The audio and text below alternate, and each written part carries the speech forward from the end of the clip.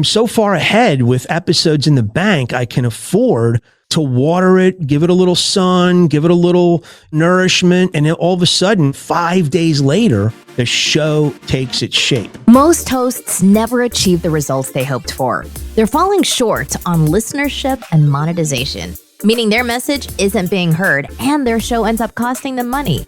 This podcast was created to help you grow your listenership and make money while you're at it.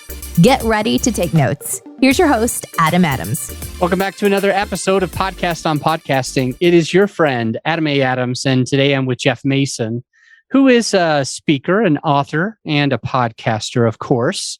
All of our guests are podcasters, and if you want to be a guest on the show and you've got a podcast, just reach out, team@growyourshow.com. I would love to highlight your story and get you even more exposure to your show. Jeff's got a business called Simple Biz 360, and that's actually the website. You can find that in the show notes. If you just scroll down, you can get to his website. You can get to a link to his podcast. You can get his whole bio. That's all down in the show notes. Go ahead and scroll down. And today we're going to be talking a little bit about framing your podcast, like what is framing and why it works for Jeff. And we'll also talk a little bit about what we call banking episodes. So with that said, Jeff, I want to start here. Who in your company, who do you serve? Because I know your podcast is called Simple Biz 360. Right. Your company also is called that. And so it's obvious with you that your podcast is incorporated with your business. So yeah, who's your avatar? Sure. Appreciate that. Well, thanks for having me on, Adam, and hello, everybody. Yeah, so really what my business focuses on is we love to help solopreneurs, entrepreneurs, mompreneurs, small businesses that have started to mushroom a little bit. And we have some coaching programs more involved in the customer experience. So we look at the customer experience that they're having with your company. We really think perception is reality today. And so that's what we focus on. We've got some easy coaching programs. We do a 3-month that's called surfing, 6-month that's called snorkeling, 12-month that's called scuba diving. So we look at either coming up with 10 goals, 15 or 30. And we do that through the phone, through Zoom, through a lot of collaborative efforts. And then my podcast touches on some of these tips that can help entrepreneurs, mompreneurs, solopreneurs along the way. Good stuff. Hey, I have a question on, for example, the 10 goals in 3 months. Is it like up to 10 goals or do they need to have 10 goals? Because sometimes in my company, we can't accomplish 10 things in a quarter. So I'm just curious, what are your thoughts?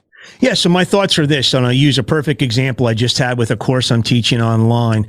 And what we did is we looked at one business problem. And in that one business problem, a real life problem that I encountered, we found 6 opportunities for improvement. So we actually labeled 6 goals that could come out of that. And we actually, thinking about that, I mean, it's so easy to find improvement opportunities baked into our daily transactions. So the 10 goals are a minimum. I'm saying that if you sign up with me for that 3 months, you'll get 10 improvements that we can implement, we can test, and then we can put in for sure, implement on a daily basis for you. And many times we get more. And it's little things, one improvement. I just look at 1% improvement, Adam, and it's to take somebody down that road where they just climb a ladder, and in 3 months, they just take little chunks at a time, and we make just little tweaks. It might be like, we want this to happen, and instead of that being just one thing, you take it apart, you reverse engineer it, if you will, and then you'll like say, what are all the things that need to be done so that we can achieve that thing? Is that kind of... Yeah. I mean, a perfect example, you're an online entrepreneur and you have an e-commerce business, but you don't put your style numbers on your pictures on the website. So now somebody's got to dig into some repertoire, connect that picture to a style number, when if you just put it on there, you would create a better customer experience. It streamlines their efforts. And you might listen to this and think, this is so simple. This guy's crazy. No, I have worked for 32 companies in 9 different industries, and they forget it all the time. I love that. That's cool. And with your podcast, like, how is your podcast specifically help you to attract that person, support that person, add value to that person? Because every week I pick a content, every week I pick a subject matter, and we focus on that. and we frame a show around that content. And it's sometimes just taken straight from my book, which is Simple Biz 360. You can buy it on Amazon. It's either taken from the book or it's a derivative of a concept in the book. And so we just isolate that and we talk about it. And I tend to ask a lot of questions and get the person to really engage in that question portion of the improvement process. Like, hey, that guy's asking some good questions. Gee, let me ask myself those questions. Cool. Like that. As you're starting your podcast, did you run into any challenges, any issues, any learning experiences that you might be able to share with another podcaster? Tons, yeah. And thanks for asking that question. Yes. So initially, right, I'm going to go back to my book. I'm editing my book with my editor, and she's out in Indiana, and she's saying, hey, listen, you really need to do a podcast. I never really thought of it. I'm like, really? She goes, yeah, you have to. I said, okay, well. And then I'm thinking in my mind, okay, this is an audio experience, right? So I get down, I start searching for teams to help me in my podcast launch. And I get together with the team at Half Coast Studios here in St. Louis. And they say, yeah, dude, you got to go YouTube too. You have to do it on YouTube. And I said, why? It's an audio experience, isn't it? No, the search engine is just such a strong search engine anymore at YouTube that we really feel you have to be on there. And it's going to be better for you to use in the future. You're going to have this visual experience as well as audio. And so, man, I tell you what, had I not talked to these guys and really thought about it for a while, Adam, I never would have gone down the YouTube road. And so I'm glad I did from day one. So YouTube and audio. So today you can find us on about 28 audio platforms, as well as YouTube, as well as IGTV. And it's really the best piece of advice I got, I think, coming out of the gate from these guys. So if you're speaking to a brand new podcaster or someone about to launch, your opinion would be they've got to get on YouTube? Well, yes and no. I mean, I wouldn't feel comfortable creating the YouTube experience in my own basement for myself necessarily. We've got some episodes up that we did that because of COVID, but the quality, the sharpness, the color, the experience that Half Coast Studios delivers, it fits what I'm doing. So I'm not necessarily advocating that for everybody. I tend to like how I sound better on the audio. For me, my ear, I love the audio experience better. Maybe because I've been looking at myself for over 60 years and I'm sick of looking at myself. So I think it really depends. I wanted the visual experience to fall back on. So I had a briefcase full of episodes that could help my consulting. Because now in my consulting, what I do is I say, okay, we're faced with this situation. Why don't you watch these 5 podcasts? And I give them the 5 podcasts. And for that person, it's a better experience for them in that learning to watch it. If I'm the consultant they're engaging with on Zoom, it's face-to-face. Now they can watch it face-to-face in essence, rather than just hear it. So that's why I say yes and no at the same time. Maybe for someone who's not going to use it down the road for that learning or teaching purpose, then maybe audio is good. I love that answer. So you like to point a lot of the people toward the video because it might help them to be able to learn it and retain it more. Out of curiosity, have you seen more traction on the video part or the audio experience?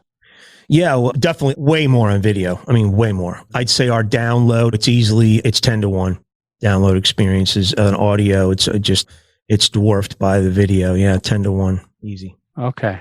That's super interesting. What do you guys do to get the video more traction? We're now starting to just incorporate TubeBuddy. So we invested in TubeBuddy, and it's a very keyword search engine optimization tool that YouTube offers that helps us look at some of the titling, some of the keywords, but that's brand new. Up until the 120th episode, we didn't really even do that. So we were just kind of chunking along in a very organic fashion, if you will, just going out on our social media platforms and putting it out there. But we got a nice run in Europe in about 10 countries. Gosh, a good 15,000 downloads just on a nice run out there. And it got some exposure in Switzerland and Greenland and Estonia and Norway. And so that was a lot of fun. But Yeah, we'll see what TubeBuddy does for us. We needed the guidance. So what TubeBuddy does is kind of measure the overall search strength, the competition. They weight it. And is it a low competitive environment, or is your title a high competitive environment? You tend to want to go towards a lower competitive environment that has good search history, and that what's your overall optimization. They give you an overall score. And we try to hit something that on those three metrics makes sense for us. So I sit there and play with the title now. I mean, last night it took me an hour to come up with one title for a show. Oh, wow.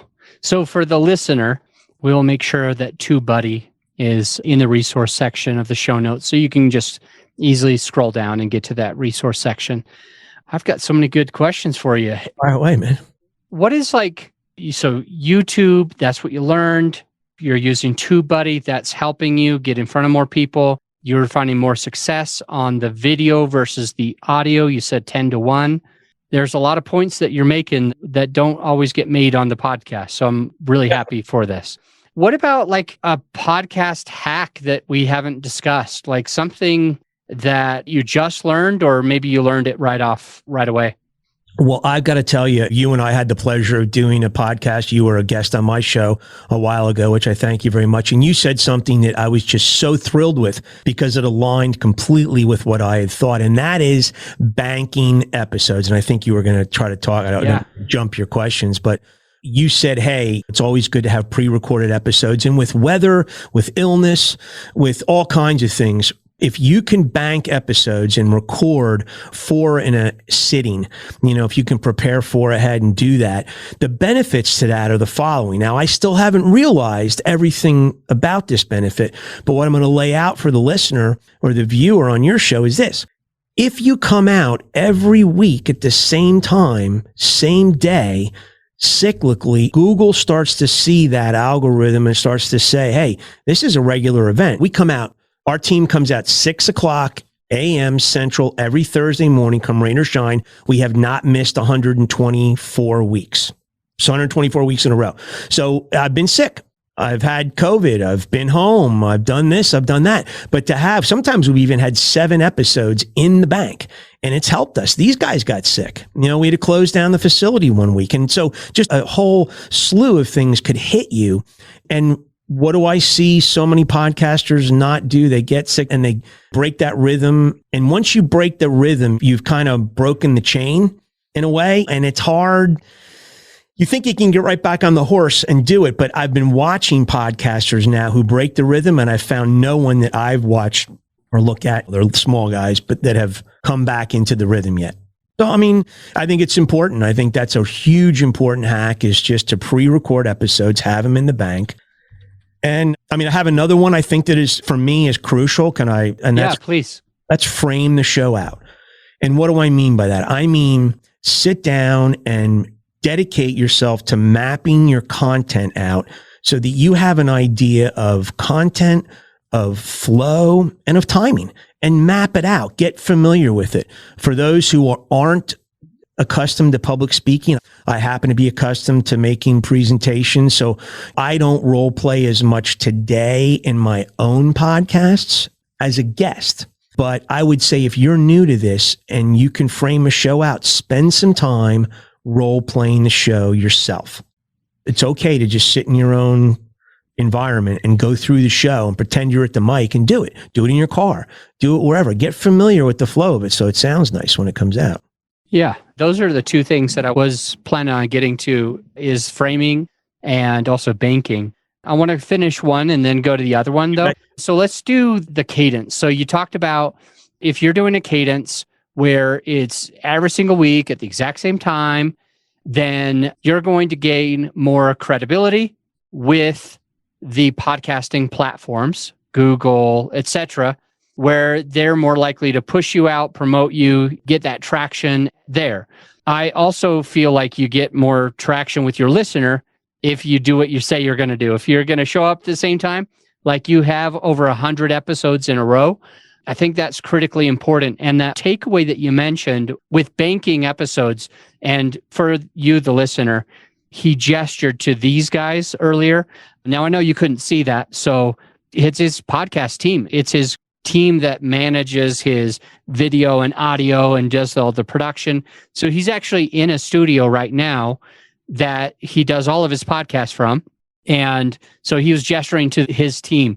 And I guess they were sick and you were still able to produce episodes. So banking episodes, people call this, there's other terms for it, in the can. Yeah. I've got episodes in the can. I've got this many weeks in the can. I like calling it a bank account because I think of financially, everybody knows that it's important to have some savings because anything could happen. Right. So with you and banking episodes, one of the takeaways that you mentioned that tangibly could help us is sometimes you'll sit down and record 4 episodes at a time. Right. What else can a new podcaster do to ensure that they're not going to ever feel like they're behind the 8 ball? I mean, planning. If you want to aspire to that steady diet of coming out the same time, the same day, and making it cyclical, making it programmable in essence, then, you got to look at it as, how does it go?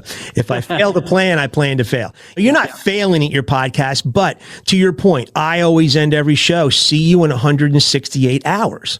Right? Because that's 7 full days. And I see everybody in 168 hours because I'm usually 4 to 7 weeks ahead with episodes in the can. So, I think I think you just have to plan, Adam. I think if you're listening to this and you're a young podcaster, just carve out the time to get your 4 episodes, frame them out in thought and get them done and get them in the can. Sit down and record at one time. 2 days from now, 48 hours from now, I'm coming back into the studio and we're doing 4 episodes in 2 days from now. So it's something that's part of how I do podcasts now. So Jeff, for you, like to be able to get to, and by the way, see you in 160 hours. 68. 168 hours. I seriously love that. I think that's so good. The last thing you hear me say. Yeah, sure. But I'm wondering, like, if you were able to get to where you're 7 weeks, for example, already, you've got a bank account of the next 7 weeks at least. You wouldn't be able to do that with just simply recording 4 episodes once per month. So how did you get ahead of it? Did you come in a couple of times twice? Did you do 8 a few times? What was your way of getting ahead that much? Yes. So to answer your question, so this is my podcast, my book, my consulting company is just one revenue stream of about 7 that I have. So I own a sales agency and I have a day job where I work for about 7 other companies. And so when I know that my schedule there intrudes on my ability to be in the studio on that 4th week or that 5th week, and now I'm 3 episodes in the can or 4. Sometimes I'll have to come in and 2 weeks later, I'll do another 4 shows. So sometimes I all of a sudden go to, I'm 7 or 8 shows in the can. I think the most I've been is 7 in the can. And so I look at my schedule from my day job and really realize I have to push up some episodes and get some recordings in because I can't do them weeks 5, 6, and 7. I'm just booked up. And then I don't want to press my team to have to scurry about and to produce a show on the fly, or very quickly if they don't have. Good stuff. A lot of takeaways there. So how do you structure a show? How do you design the show and the format? What are you thinking about? How do you schedule it out? What is kind of the process for a new podcaster if they want to really crush it? What's the framing a show? Yeah. So Adam, we're both athletes. So I run a lot. And what I do is I love to run and let the endorphins kick in. And I let that in my run, I get this like mustard seed of thought. And it's just this little pellet of an idea. And then I get home after the run and my sweatiness, sit down on my computer and I type out the theme for that. And then now I have this center point. I can let that seed germinate and develop. So then what happens? I just go to a simple Word document and I really try to type out a flow of, okay, where am I going with this? Where's it fitting with my other episodes I've been doing if I have a theme on that quarter? And now I actually map it out and I type out what the flow is going to look like. What I type out in some cases, the words, I don't follow them specifically, but some keywords I do refer to in my podcast. when I'm doing the episode, but then I just let it build on itself, and it may take a couple days of going back to the document. I get some more fresh thoughts to add to it. And so I kind of so far ahead with episodes in the bank, I can afford to water it, give it a little sun, give it a little nourishment. And then all of a sudden, 5 days later, the show takes its shape. So now I have it. Now I know duration. I know it's going to be a 12 to 16 minute, or it feels like it, unless I get on a tangent. And here it is. And now I have everything I need to put that show together in a meaningful way. And then I target on a monologue, I target 10 to 12 minutes. So do you do a variation? Because I know I've listened to your podcast when you've interviewed other people. Mm-hmm. I've been a guest on the show, but it sounds like a lot of these are 12 to 15 minute solo episodes. So I'm wondering kind of like, do you go every other? Because I know you produce once a week. Do you go every other, or is it some other type of cadence with your solo episodes versus the interview episodes? Yeah. Great question. No, there is no cadence to the interview monologue. If I could do that every other episode, I would do it, but I can't all the time because this is my 8th revenue stream, if you will. So I've got to juggle a lot of different things. So no, I tend to have more monologues. I'd say I've probably had 30 interviews, 32 interviews, okay, and I've had 90 monologue episodes. And it's probably going to be that same ratio as I continue on, but no cadence to it. And those episodes tend to be longer, but I frame those out differently, much differently, as you've seen. Yeah, I was going to ask about that. So when you're going on your jogs and your brain is starting to spark and it's like, oh, I could do this and I could talk about that. You get home, you're sweaty, and you write it down before you forget. That's pretty much for your solo episodes. Or do you ever do that for the interview episodes? No, I never do. What I tend to do on my interview episodes, like when I did yours, when we did one together, I listened to about 3 of your podcasts. I just soaked up all that you were about and what you were involved in. I looked back at one of your older podcasts on the real estate market. So I kind of got a real understanding of who you are, picked up on the AAA thing. Just like, okay, now I feel like I'm more connected to this person. So if it's not done that way, I've met the person organically. So I've had organic conversations. I go to pick up Christmas pastries a couple of years ago, and these 2 women that own a bake shop, I start talking to them. They got a great story, interesting story. That served as my background. I invited them on, and I didn't have to do a ton of research after that. But some folks, I've read their book. They have a book they've done. I've read it.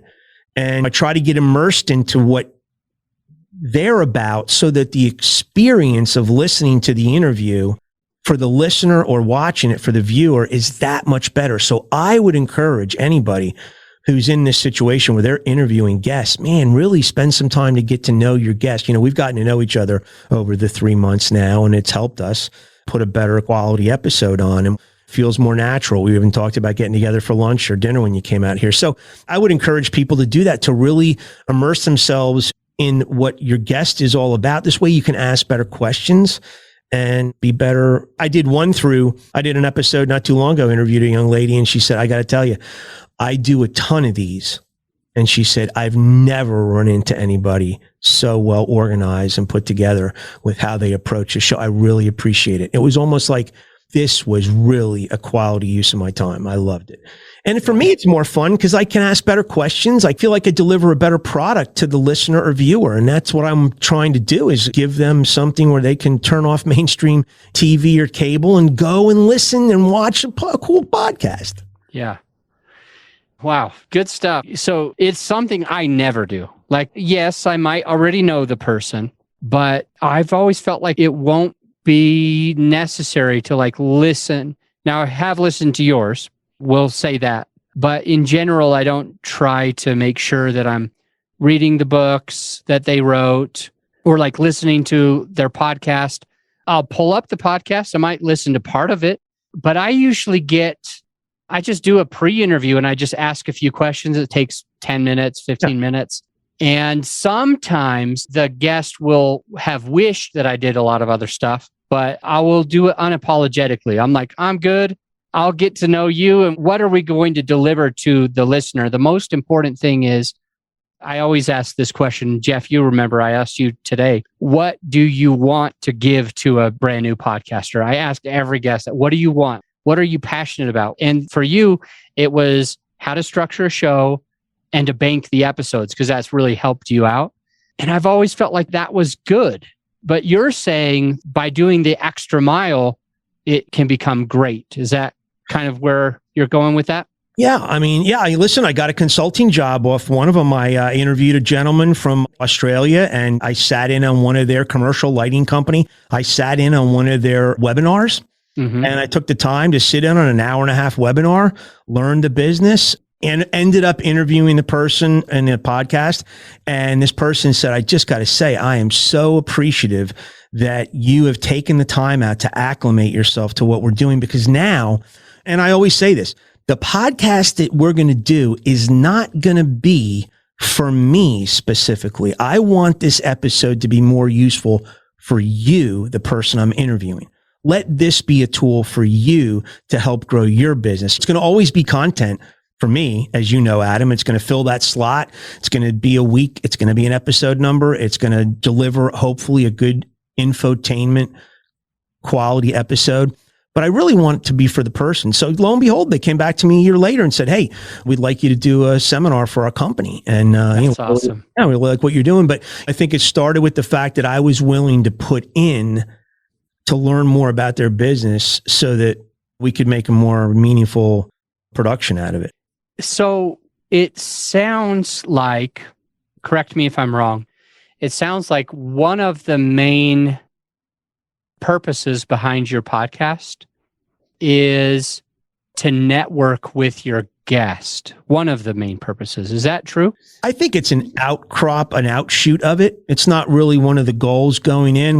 But it's certainly, I got another consulting job out of the same thing, to interview two gentlemen, and boom, something developed out. I'd say it's an extension of the product that you put onto the platform.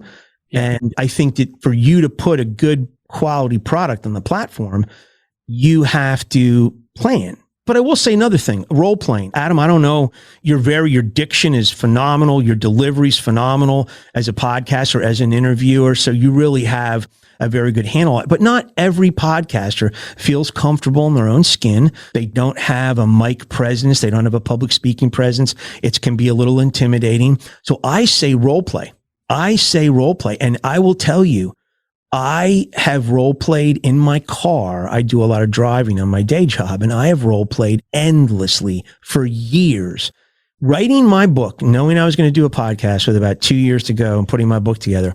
At night, I'd turn the radio off in my car. I'd be driving along. I would role play. I would pretend I'm an interviewer asking people questions. Might sound corny, right? They're picking me up on my iPhone going, hey, what's this guy doing in his car? He's like, who's he talking to? But I mean, so I go through this just to get used to the cadence, the delivery, the voice inflection, the flow. And the same thing, man, when I'm on someone's podcast, I mean, like one of the last podcasts I was on, I practiced for 11 hours. Guy gave me all the questions he was going to ask me. I role played my answers for 11 hours. You want to know what happened? Tell me.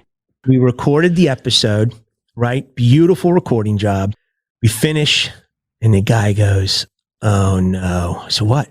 I forgot to hit record. I said, wow, let's roll it. And he was like, are you okay with that? I said, yeah, absolutely, dude. I've done this for 11 hours. Take two. You know what I mean? I maybe missed a couple points I made in the first version, but you know what? I made a couple points in the second version I didn't make in the first. And you know what? It came out great. And I want it to be a good product because I'm going to use that. And I do use that to send out to other people. I don't necessarily always send mine out. I say, hey, listen to me on this podcast. That's cool. Good stuff. So role play is something that has always been beneficial. A long time ago, I don't do it anymore, so don't call me about this if you're listening. A long time ago, I used to teach people how to raise tracked private capital. We've raised millions of dollars for our deals and stuff like that, and so I used to help people get started. And one of the things that almost everybody had to do was to role play. So we would either have them get with a friend or a family member, or if they didn't have that available, then they would do it in front of the mirror. And if they didn't have that available, they would do it in their car, when they were on their way home from work and turning off the radio.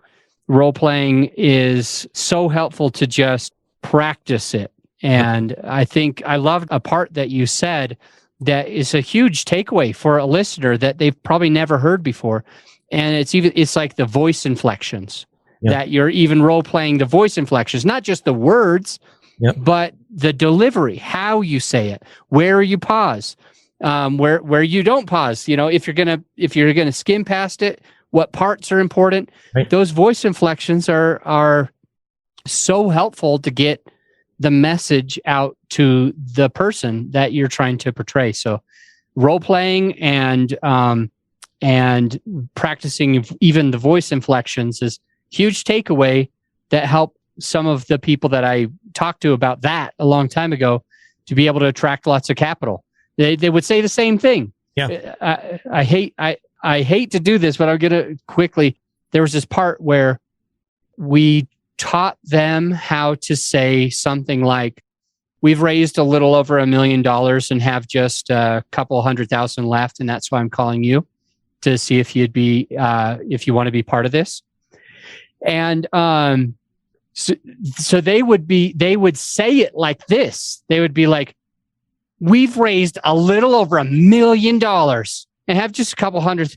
And I'm like, don't emphasize the million, emphasize the emphasize the little over, make it sound like it's not that big a deal, but still say the thing. So it's like, yeah, we've raised a little over $1 million and have just a couple 100,000 left. That's why I wanted to call you. You got to say it like you're really talking to the person and don't emphasize the wrong part. And so anyway, that's just part of what you were saying, but with your podcast. Great point. Yeah. And I will add to it, along the vein, travel down the avenue of authenticity. The more you role play, the more you get used to your delivery, your cadence, your response time, how you do things, the better you frame a show out. Man, the end result is, as a listener, as a viewer, you want to engage that experience, devoting your 10, 12, 20 minutes to that podcast. You want it to sound like you were having a conversation with that person. That person was having a conversation with you. You're intimate. You're in the same confines together, same room, same car. And, I think that the more you can make it genuine, feeling, authentic, transparent, the better connection you'll have. And the podcast that I have trouble with and today we are going to meet with Jeff Mason, and Jeff said, I get it. Some people, but that's what I'm saying. Get comfortable in your skin, and you do that by practicing. Practice to yourself. So anyway, that's good. Yeah. Well, I want you to share a little bit more detail, if you don't mind, before we jump off on interviewing episodes and the questions that you choose. I don't know if you have an example of a person that you interviewed that you could say, I asked these questions because I saw this, but I guess what I'm thinking is sell me on it, since I don't do it, and maybe the listener will get something out of it as well, on the benefit that you get from asking the right questions and how to make sure you're asking those good questions. Sure. Well, I would go back to Dale Carnegie. Dale Carnegie, a human relations, person in the 30s, wrote a book, How to Win Friends and Influence People. And, he really highlighted the fact that to a person, their name is the sweetest sound to their ear above all the others. I think it's his number 6 principle. So if you follow along that vein, if you're interviewing someone and you've done research on that person, and you've uncovered something, or you're talked about their program to a depth where they go, bam, that's on page 59 of my book. That's nowhere else. How did this guy know that? Now, what does it do? I think it automatically creates a connectivity and a compatibility between the two people that the listener or the viewer can detect. They go, bam, these guys are having a good time. These guys are really, and sometimes you'll even hear, I believe, if I'm not mistaken, on your episode, you even complimented me on something like, wow, these are really great questions. Or I've really had you've really been so easy to talk to. A young lady I just interviewed not too long ago said, you were just so easy to talk to. And, I asked her a lot of questions about her program, her book, her consulting business, because I looked into it. I researched it. I listened to it. And so I think that, that's detectable to the audience, that when we're having a good time, when we're really just talking naturally, we're giving some good information. It's infotainment. It's entertainment and it's information blended. I think they recognize it. So the more you can learn about your, the person you're interviewing, I think the better experience for your audience. With that said, you mentioned 11 hours practicing. You mentioned 2 hours. You mentioned 5 days later, it'll all come together. And what about if a podcaster listening is saying to themselves, that's overwhelming. I don't have, you've got 8 streams of income, Jeff, and you're still putting 11 hours. That's next level. I'm not next level. I'm normal. How am I going to be able to still ask good questions if I don't have 11 hours or 5 days to practice? Yeah. Well, still, I think if you were up against the wall and somebody said, I'm going to be in town tomorrow, Jeff, can we interview? I might get acclimated, but if I don't have time, okay, what do we do? Well, how do we make this sound really good? How do we make the flow sound good? I think the general interest in people, whatever they do, I don't know, Adam, maybe this is just me. Where are you from? What's your background? What's the size of your family? We ask you those questions. How'd you get into this? What spurred you along? Who were some of your mentors when you were growing up? Did you have any? What's the best piece of advice you ever got? What do you use it in your business today? What could you give to other people? And I think the more you can just ask the person about themselves, play off that Dale Carnegie principle that they want to talk about. They're on your show. They want to talk about what they do and who they are. Just feed them with enough open-ended questions where they have to really give you a developed answer. And then I can't remember the podcast I heard this on. I want to say it was Tim Pool's podcast. I'm not sure, but one of the things was at the end of the podcast, they always say, what's the one thing I forgot to ask you? What's the one question I forgot to ask you, Adam? I try to remember it on every one, and I don't, but I think it's one of the best things. And then it gives them an opportunity. If there was something they were hoping you were going to touch on and you don't, now's the opportunity, and they can go for it and they can let it out. So I just think if you're up against the wall, you don't have time, just genuine questions about the person, about who they are, what led them to do this, what made them do it, what are some of the tips you can share, and so on. I just think it'll work. One thing that I can tell that you do intuitively, or maybe you focus on it, but it's absolutely there, is relationships, caring about the other person, like knowing who they are, what they're about, and showing them that you care. It helped me when I was a guest on your podcast, and it sounds like other people that have been on your show have also grown from that.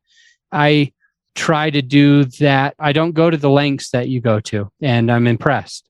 I try to do that by having genuine curiosity. Just when I do ask a question, sometimes I'll have to ask like multiple questions, like let's dive a little deeper on that part. Yeah. And I have definitely seen some podcasters that if they only go to the surface level, and I feel like you're missing out if you don't go a level or two deeper on some of these questions, especially when it strikes you. Totally agree.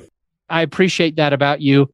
Again, you can find Jeff at simplebiz360.com or the podcast that links already in the show notes. So scroll down, click, check him out. And if you do, and if you leave him a rating and review, let him know you heard about him here. All right, Jeff, I'm going to let you go. That would be great.